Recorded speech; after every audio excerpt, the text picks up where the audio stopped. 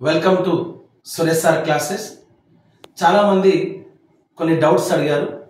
Sir, group 1 prelims రాస్తున్నాము, group 2 రాస్తున్నాము, group 2 paper 1లో, అదేవిధంగా గ్రూప్ 1 ప్రిలిమ్స్లో లేదా జేఎల్ డిఎల్ లాంటి ఎగ్జామ్స్లో మనం చదవాల్సినటువంటి టాపిక్స్ ఏమన్నారు?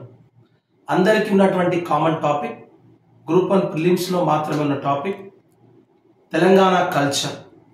ఏముంది తెలంగాణ కల్చర్లో?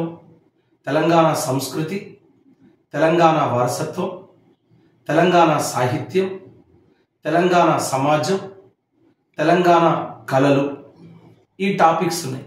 ఇంగ్లీష్లో అయితే Telangana culture, art, literature, heritage, society. ఇప్పుడు మీకు టాపిక్ ఎక్స్ప్లెయిన్ చేస్తాను.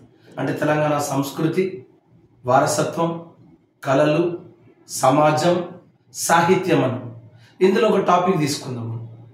తెలంగాణ వారసత్వం అన్నాడు అనుకో, తెలంగాణ హెరిటేజ్ అంటారు. అసలు తెలంగాణ వారసత్వం అంటే ఏం చదవాలి అంటారు. తెలంగాణ వారసత్వం అంటే తెలంగాణ రాష్ట్రంలోని 33 జిల్లాల్లో ఉన్నటువంటి కట్టడాలేంది, నిర్మాణాలేంది, దానికి సంబంధించినటువంటి పర్యాటక ప్రదేశాలేంటి, దైవక్షేత్రాలేంటి, దానికి సంబంధించినటువంటి నిర్మించినటువంటి వ్యక్తి ఎవరు, వీటిపైన మనకు అవగాహన ఉండాలి. అంటే తెలంగాణ వారసత్వం అంటే కట్టడాలు, నిర్మాణాలు, పర్యాటక ప్రదేశాలు, దైవక్షేత్రాలు. ఫర్ ఎగ్జాంపుల్ రాజన్న సిరిసిల్ల తీసుకున్నాం. రాజన్న సిరిసిల్ల ఉన్నటువంటి వేములవాడ కావచ్చు, నాంపల్లి లక్ష్మీ నరసింహస్వామి టెంపుల్ కావచ్చు, దాని పక్కనే ఉన్నటువంటి రాజరాజేశ్వర ప్రాజెక్ట్ కావచ్చు, అత్యంత చేరువలో సిరిసిల్లలో ఉన్నటువంటి గంభీరావుపేట మండలంలో ఉన్నటువంటి అప్పర్ మానేరు ప్రాజెక్ట్ కావచ్చు. అంటే దాని చుట్టుపక్కల ప్రతి విషయం పైన మనకు అవగాహన ఉండాలి. ఫర్ ఎగ్జాంపుల్ తెలంగాణ కల్చర్ అన్నాడు, తెలంగాణ సంస్కృతి. ఈ తెలంగాణ సంస్కృతిలో ఏం చదవాలి? తెలంగాణ పండగలు, తెలంగాణ జాతరలు, తెలంగాణ ఉరుసులు, వీటిపైన మనకు అవగాహన ఉండాలి. తెలంగాణ సాహిత్యం అనుకోండి. తెలంగాణ సాహిత్యాన్ని మనం 2 రకాలుగా విభజించాం. నంబర్ 1 ప్రాచీన సాహిత్యం, నంబర్ 2 ఆధునిక సాహిత్యం. ప్రాచీన సాహిత్యంలో తెలంగాణకు సంబంధించినటువంటి శాతవాహనుల నుండి మొదలుకుంటే 7వ నిజాం వరకు ఉన్నటువంటి సాహిత్యాన్ని మనం ఏన్షియంట్ లిటరేచర్, ప్రాచీన సాహిత్యం అని. అప్పుడున్నటువంటి శాసనాలు కావచ్చు, అప్పుడున్నటువంటి రచనలు కావచ్చు, గ్రంథాలు కావచ్చు, దాన్ని రాసిన వాళ్ళు కావచ్చు, దాని ప్రత్యేకత కావచ్చు, అక్కడ పైన మనకు అవగాహన.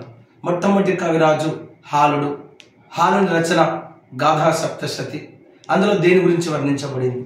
ఇట్లా శాతవాహనుల కాలం నుండి నిజాం సాహిత్యం వరకు, అక్కడ ఉన్నటువంటి శాసనాల వరకు మనకు అవగాహన.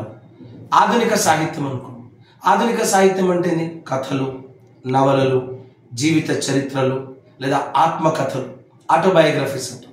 ఫర్ ఎగ్జాంపుల్ పివి నరసింహారావు అనగానే మనం ఇన్సైడర్ అనగానే, రావి నారాయణ రెడ్డి నా జీవన పథంలో, ఇలా తెలంగాణలో ఆధునిక సాహిత్యంలో కథలు, నవలలు. ఖూన్కే నాఖూన్ అంటాం. ఖూన్కే నాఖూన్ అనగానే మగ్దుమ్ మొహినుద్దీన్. ఇట్లా తెలంగాణలో ఉన్నటువంటి ప్రముఖ వ్యక్తుల జీవిత చరిత్రలు కావచ్చు, ఆత్మకథలు కావచ్చు, వాళ్ళు రాసిన నవలలు కావచ్చు, వీటిపైన మనకు అవగాహన. ఈ మధ్య కాలంలో ఆధునిక సాహిత్యంలో ఉద్యమ సాహిత్యం పైన నంబర్ ఆఫ్ క్వశ్చన్స్ వచ్చాయి. ఉద్యమ సాహిత్యం అంటే తెలంగాణ ఉద్యమ నేపథ్యంలో వచ్చినటువంటి పాటలు, సినిమాలు, ఆ సినిమాకు దర్శకులు, ఆ పాట రాసినటువంటి రచయిత ఎవరు, సినిమాలో ఆ పాట పాడినటువంటి వ్యక్తి ఎవరు. మనందరూ తెలుసు, తెలంగాణ రైతాంగ సాయుధ పోరాటంలో బండి యాదగిరి, అతన్ని మనం నాగెల్లి యాదగిరి అంటాం. నాగెల్లి యాదగిరి రాసినటువంటి పాట సాయుధ పోరాటం రాసింది. బండెనక బండి గట్టి 16 బండ్లు కట్టి, బండెనక బండి కట్టి 16 బండ్లు గట్టి, ఏ బండ్లో వస్తావు కొడుకో నైజాము సర్కరోడా, నాజీల మించినవరో నైజాము సర్కరోడా. గత పోటీ పరీక్షలు మనకు అడిగాను, నాజీలు అని ఎవరు అన్నాడు? హిట్లర్ సైన్యం. హిట్లర్ సైన్యం చేసిన అరాచకాల కంటే కూడా నిజాం అరాచకాలు మించిపోయినాయి అన్నారు. అట్లా ఆ తర్వాత కాలంలో ఈ పాట ఏ సినిమాలో ఉంది? మాభూమి సినిమాలో. మాభూమి సినిమాకు దర్శకుడు ఎవరు? గౌతమ్ ఘోష్. మాభూమి సినిమాకు నిర్మాత ఎవరు? బి నరసింహరావు, రవీంద్రనాథ్. ఈ సినిమాలో ఈ పాట పాడింది ఎవరు? గుమ్మడి విఠలరావు అలియాస్ గద్దర్. ఇదే సినిమాలో ఫేమస్ పాట, పల్లెటూరి పిల్లగాడ పసులుగాసే మనగాడ పాలు మరిసి ఎన్నాళ్ళయిందో. ఈ పాట రాసింది సుద్దాల హనుమంత్. ఈ పాట పాడింది ఎవరు? మా భూమి సంధ్య. ఇట్లా ఆధునిక సాహిత్యంలో గద్దర్ కావచ్చు, గోరటి వెంకన్న కావచ్చు, గూడ అంజయ్య, ఇక్కడ ఉన్నటువంటి అందశ్రీ, ఇంకా ఆధునిక సాహిత్యంలో చాలామంది పాటలు రాశారు. వాళ్ళు రాసిన పాటలేంది, వాళ్ళ యొక్క రచనలేంది, వీటన్నిటిపైన మనకు అవగాహన ఉన్నారు. అట్లా తెలంగాణ సంస్కృతి, తెలంగాణ వారసత్వం, తెలంగాణ కళలు, తెలంగాణ సమాజం, తెలంగాణ వారసత్వం, వీటన్నిటిపైన మనకు అవగాహన ఉన్నారు. దీనికి సంబంధించినటువంటి పూర్తి క్లాస్ని మీకు త్వరలోనే చేస్తాం. సో ఎవరైతే group 1, group 2, group 3, group 4, SI, constable, DSC లాంటి వాటికి ప్రిపేర్ అవుతున్నారో సురేష్ సార్ క్లాసెస్ యాప్ని డౌన్లోడ్ చేసుకోండి. డిఎస్సికి టెస్ట్ సిరీస్ అవైలబుల్గా ఉంది. గ్రూప్ 1, గ్రూప్ 2, గ్రూప్ 3కి ఇంగ్లీష్ మీడియం, తెలుగు మీడియంలో ఫుల్ కోర్స్ టెస్ట్ సిరీస్ అవైలబుల్గా ఉంది.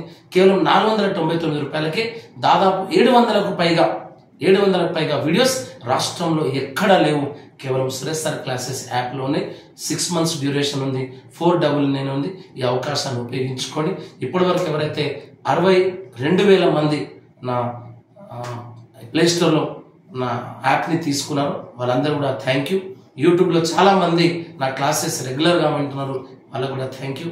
I wish all the best, I wish all success. ఒక్కసారి ప్లేస్టోర్కి వెళ్ళండి, సురేష్ సార్ యాప్ డౌన్లోడ్ చేసుకోండి, మీ ఉద్యోగాన్ని పొందండి. I wish all the best, I wish all success. Thank you.